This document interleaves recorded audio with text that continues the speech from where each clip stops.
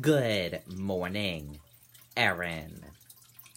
For the first time in nearly a decade, state legislators are wading back into the seatbelt debate. New Hampshire is the only state in the country that does not require adults to buckle up.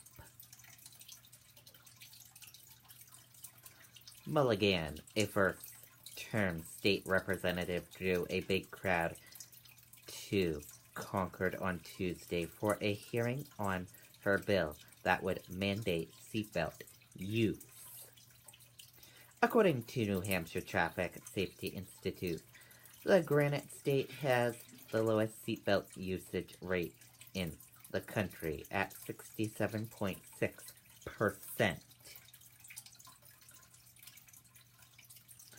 Opponents of the bill said it's about personal freedom.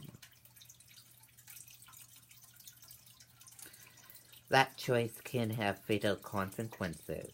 Traffic crashes in 2016 killed 136 people in New Hampshire. Advocates contended that 100% seatbelt use might have saved 22 of them.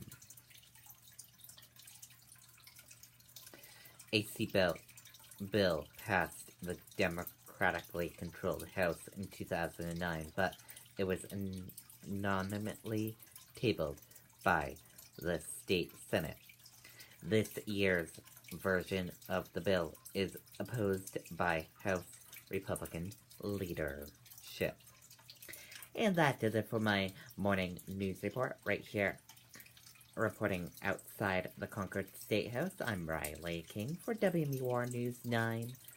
Erin, back over to you.